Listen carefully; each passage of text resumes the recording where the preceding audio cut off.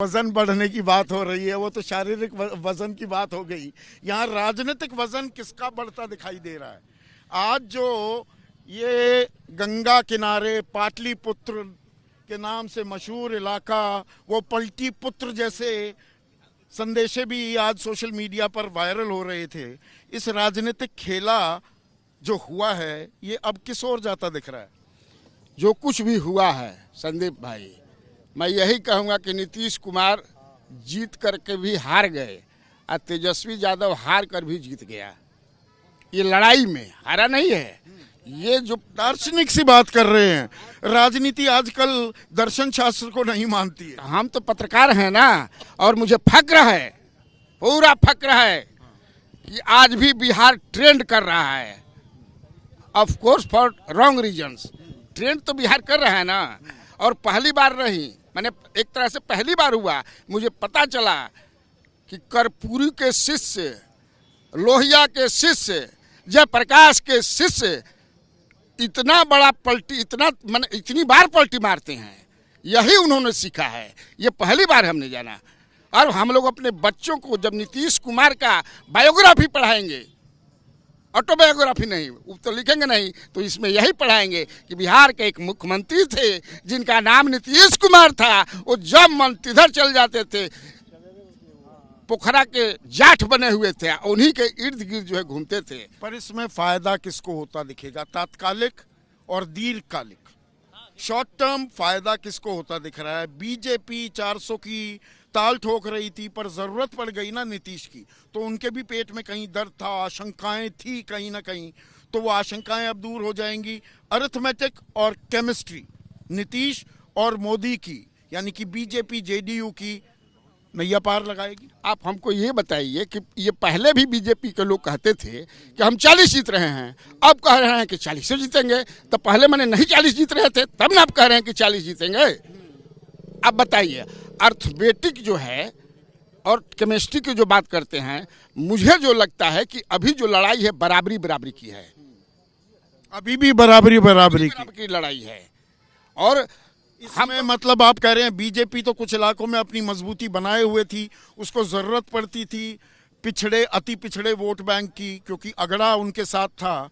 नीतीश को साथ लाने के बाद वो इजाफा नहीं होगा, जितनी उनकी आशंकाएं थी कि भाई कहीं हम 20 से नीचे भी ना चले जाएं, उसमें इजाफा नहीं होगा। मुझे लगता है कि लोगों के बीच में, खास तौर से युवा के बीच में, ये एक sympathy, even among the upper caste people, उसको लगता है, मोह लगता है ना होला कि बताइए इसका क्या दोष था, क्या ऐसा किया। नीतीश कुमार जो कहते हैं कि कुछ गड़बड़ होता है, क्या गड़बड़ था? जिस मंच पर आप रहते थे, जिसकी अध्यक्षता आप करते थे, बतौर मुख्यमंत्री रहते थे, और ये लड़का रहता था, बोलते थे कि 5 के पहले कुछ होता था जी, क्या होता था जी, कुछ होता था। अब वो वहाँ सुन रहा है, उसके सामने आप बोल रहे हैं, फिर भी वो कुछ नहीं बोल रहा है। उसके मंत्री को बिहार का भविष्य भी बताया तेजस्वी को, और 25 में की मुख्यमंत्री अपना उत्तराधिकारी बताया उन्होंने। तुम ही ना बनोगे जी हमारा उत्तराधिकारी, बोला ना रे, बोला ना, तुम ही ना बनोगे उत्तराधिकारी। उसके मंत्री को, उस माने राजद कोटे के मंत्री को आप सार्वजनिक तौर पर कहते हैं कि बेईमान है। ये नैतिकता की बात हो गई। कृष्णा बेलारी, मैं सीधा राजनीतिक, विशुद्ध राजनीतिक सवाल पूछ रहा हूँ। 24 के चुनाव में फायदा हो जाएगा एनडीए को, और इंडिया की गत बुरी हो जाएगी, रचयिता ही हट गए इंडिया से, तो इसमें नैरेटिव क्या जाता है, आम आदमी के सामने संदेश क्या जाता है? अब जो लोग भी समझते थे उनको कि प्राइम मिनिस्टर की कैंडिडेट हैं, तो वो तो खूंटा ऊंटा लेकर के भाग गए। अब क्या प्राइम मिनिस्टर के कैंडिडेट होंगे? और वो जो समझ सोच, वो अब देखिए, मैं फिर कह रहा हूँ कि लड़ाई जो है वो बराबर। ये सिर्फ 24 के चुनाव तक का गठबंधन है, उसके बाद बिखर जाएगा। 24 के चुनाव के बाद अगर मान लीजिए कि लोग कहेंगे कि आप मुख्यमंत्री पद के छोड़िए, तो फट देने फान के उधर चले जाएंगे, और फिर सरकार बना लेंगे, और राजद भी बना देगी, और फिर उसमें भी जब डिप्टी सीएम हो जाएंगे वो, तो ये अंतहीन धारावाहिक की तरह हो जाएगा। लेकिन यहाँ पर बीजेपी ने जो ये दांव खेला है, देखिए, मौका परस्ती की जब बात होती है तो नीतीश कुमार का नाम सबसे पहले आ रहा है। राजद ने भी, भाई लोगों ने 2020 में जो जनादेश दिया था वो बीजेपी और जेडीयू की सरकार को दिया था। आरजेडी सबसे बड़ी पार्टी भले ही क्यों ना हो, लेकिन उसे जनादेश बिहार पर राज करने का नहीं मिला था। तो 2022 में उन्होंने नीतीश के साथ हाथ मिलाया, मौका परस्ती उन्होंने भी की। तो तो हमाम में तो सभी नंगे हैं, पर बीजेपी ने भी ये मौका परस्ती की है, ये तात्कालिक लाभ के लिए ये गठबंधन बना है क्या प्रोफेसर संजय? चूँकि आप पाटलिपुत्र की धरती पर हैं, मैं पहले तो आपको स्वागत करता हूं। एक पंक्ति से मैं अपनी बात को शुरू करता हूं। विजय केवल लोहे की नहीं, धर्म की रही धरा पर धूम, भिक्षु होकर रहते सम्राट, दया दिखलाते घर घर घूम। विरासत में जिनको राज्य मिलता था, गौतम बुद्ध हों या महावीर हों, उन्होंने राज्य को छोड़ा और ज्ञान को उन्होंने प्रमुखता दी। यहाँ लोकतंत्र में जनता ताकत देती है। जो सवाल आपके हैं, जनता आपको मैंडेट देती है और आप जनता के मैंडेट की अवहेलना करते हैं। मैंडेट किसी और के साथ मिलता है, सरकार किसी और के साथ। घर वापसी हो गई। मैं इसको इस रूप में नहीं मानता हूँ। मैं मानता हूँ कि सिद्धांतों की बलि चढ़ा दी जाती है, तर्क ढूंढ दिए जाते हैं।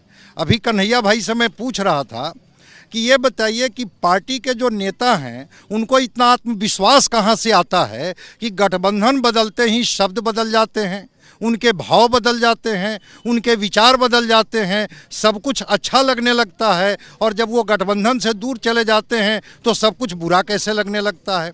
तो मैं मानता हूं कि सत्ता के समीकरण को साधने के लिए सिद्धांतों, नीति और मूल्यों की बलि चढ़ा दी जाती है। मैं तो आपसे डिस्कस कर रहा था कि जहां 93 लाख परिवार गरीबी रेखा के नीचे है, वो कौन से बिहार की बात हम लोग कर रहे हैं। जैसे ही घड़ी का काटा दोपहर 2:30 पे आए, बबीता जी का दिल सास बहू साजिश के लिए मचल जाए। और ये है इनकी बहू, पूरे दिन ऑफिस की टेंशन हो जाए गॉन जब ये करें अपना फेवरेट शो फ्री टाइम पे ऑन। इनकी तरह आप भी देखें अपना फेवरेट शो अपने टाइम पर और डाउनलोड कीजिए एबीपी लाइव ऐप अपने स्मार्ट टीवी पर।